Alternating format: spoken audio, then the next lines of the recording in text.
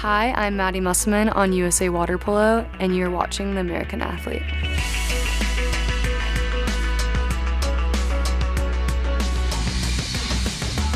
I decided to lob, and the center defender caught the ball, caught it in their hand, and I was so, everyone on the bench was laughing. We watched it on video, on repeat.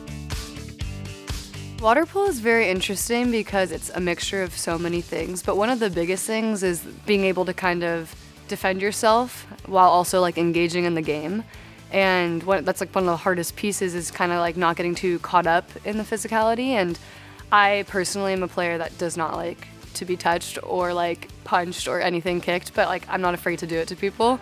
But it's just kind of the way that I play the game is I use my speed to my advantage. So you kind of have to find your strengths and your weaknesses within the sport. I kind of had an injury throughout high school as well, just a little bit of pain in my shoulder. I started rehab and physical therapy when I was in 9th grade of high school. And so I went through the 2016 team kind of rehabbing my shoulder. Once we got to 2018, I just knew something had to be done. Obviously, it's a really scary decision to make. You wake up after surgery and you're like, oh my gosh, what did I do? But it's by far one of the best decisions I did make. And then I ended up using my UCLA my junior year to kind of rehab my shoulder back. We go from, the summer before in 2019 all the way through to March, right before COVID hits.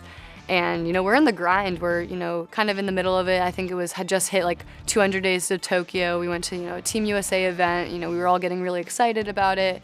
And then it's kind of the world stops for a little bit. And, we're kind of stripped of the schedule that we had been in routine with for so long. That was very scary. That connection piece for us is so huge. And, the one way you can connect is by being together. And, we all had to make personal decisions about what we wanted to do. And for me, that was taking another year off of UCLA so that I could achieve this dream that I knew was still there. I think kind of stepping away from my sport reignited it even further, because in the moment sometimes when you're in the daily grind you're like, I think if I left I'd be totally fine, but I realized that I love water polo a little too much to just step away like that.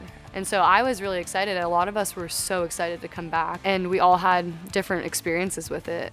Some people were a little bit more comfortable, closer to Tokyo.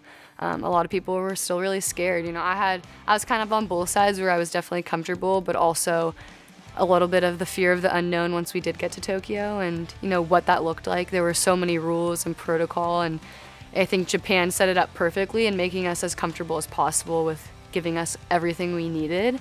And so that was very comforting, knowing that, those who are taking care of us once we get there know what they're doing, and that we can just focus on playing water polo. I love sharing my story. I think it's a different type of story because of starting at a young age and getting the opportunity to go at a young age to the Olympics. And I think a lot of people think it's not possible sometimes when they're in high school to kind of accomplish a dream.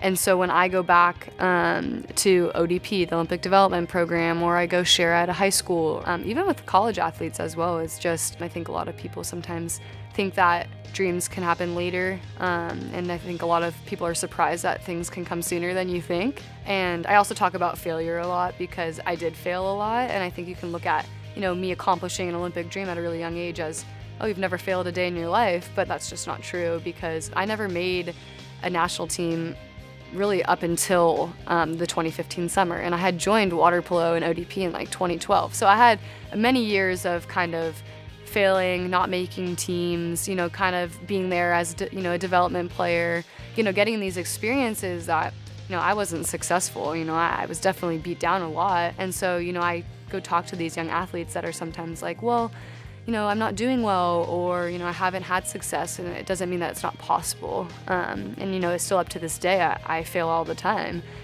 Like I said, I don't think I played well in the beginning of the Olympic Games. I definitely, I got surgery. I had to come back from a huge, failures of rehab, all of these little things that you don't really see on the surface, but if you ask me about it, I'll be more than willing to share it. And so I think just knowing that the reality of it is it's not perfect all of the time, and it's impressive to be able to latch on to those failures and use them as success and towards your success.